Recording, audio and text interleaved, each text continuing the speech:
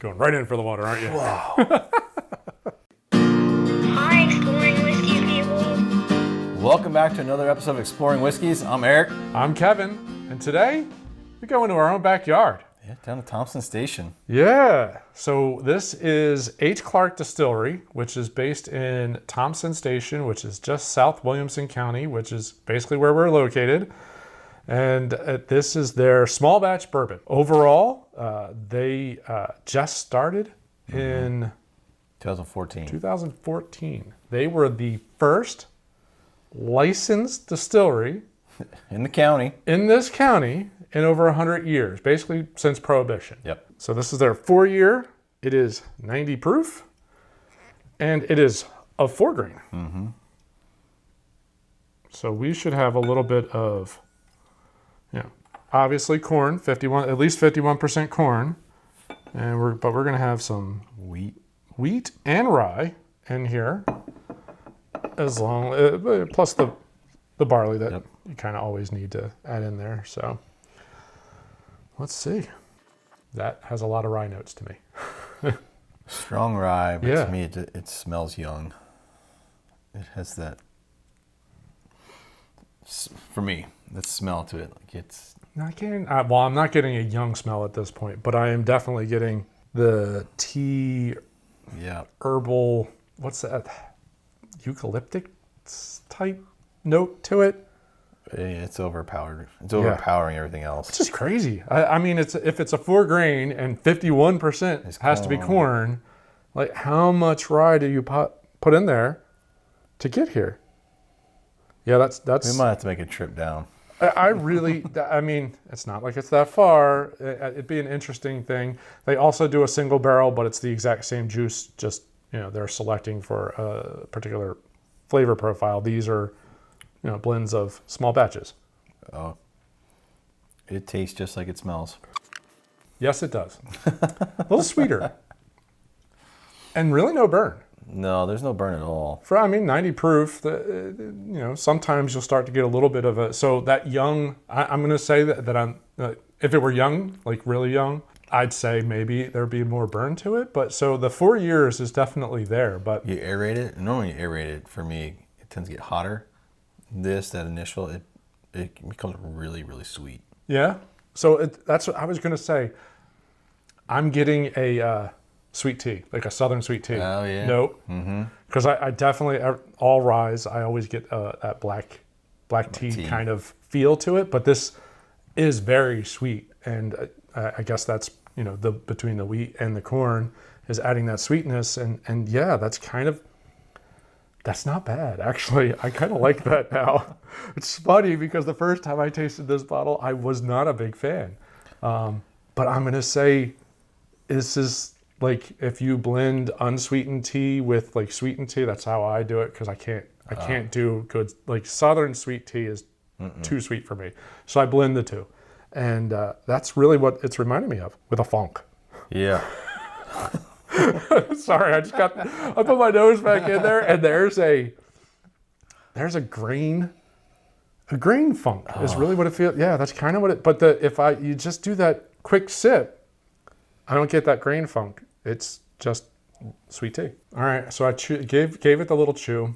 I started to get a little bit warmer and sweeter at the same time. But warmer, but there's still no burn. Oh no, not a burn. No. It just warms up, which is kind of interesting. But sweet tea, it's all I get with a kind of a funky nose. The more it lingers, I'm picking up something else, like a little bit of caramel or like a butterscotch. But it's like way late. More you kind of, but no, overall, nope, not for me.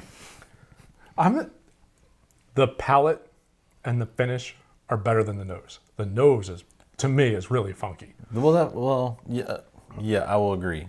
I know that first sip, like I said, it tasted just like it smelled. But the more you go back to it, it softens up a little bit, but it still has. Wonder what that'd be like on a cube. That might maybe just soften out some of the sharper notes from the rye or whatever that weird funk I mean, that's kind of coming through. They've only been around for 6 years. I'm curious what else they have. What else they might be coming out with. Yeah. So I know they started off in, like we said, 2014. So they just started. I mean, this is a 4-year bottle, so that means it had to be barreled in 2016 if they bottled it this year. Mm-hmm. So they're relatively young at doing all this stuff. I know they started with gins. I don't think they started with source juice. So they're kind of doing their own thing out of a granary in the middle of Thompson Station, probably sourcing locally. Yeah. It's an interesting experiment. It's not quite the flavor profile. It'd be worth the drive down just to kind of see. I'd love to talk to the guy. Yeah. I mean, see if they got what else they might be coming out with. Yeah, and what other, are they going? Do they switch from a 4-grain to doing just a rye bourbon or a wheat bourbon, and like they could play around with the fact that they're, instead of just doing a 4-grain. Yeah, there's a funk there on the nose and it's just grainy, like dry grain, something. It's not a fan of that. So I've had a couple of call it the local distilleries outside of Jack Daniel's or Dickel or like a Corsair. Right. And I'd have to say, out of the 3 or 4 I've had, this is probably the best out of the group. The other ones are just really, really young, and I feel really, really, really harsh. I mean, this has that sweeter tone to it. It's an easy drinker. I just think that first nose, that first taste, would probably throw a lot of people off. Yeah, there's a bit of a grainy. There's a graininess that probably is not an enjoyable note for most people, and they wouldn't go past that. I think once you go past it, it's not bad. It's not cheap. It's not a cheap bottle. It's $70 for that bottle, but it is. I mean, it is. You're talking about like farm to table type. Yeah. Like they're handcrafting this, and it is as handcrafted as can be as far as everything I could read. Again, another reason why I think doing the tour probably would be great for them right now. I mean, with everything going on, so that might be a road trip we might have to do one day. That's not really a road trip. No, all right, a small. It's just getting out of the house for like 2 hours. It's not that far from Elixir either, so we could make it into a trip. All I'm saying. But again, after tasting this, like I said, I've tasted a couple of ones. I'm sure there's some other ones in the Middle Tennessee area that we have not come across yet. So I'm anxious to try those, see how all of them kind of stack up.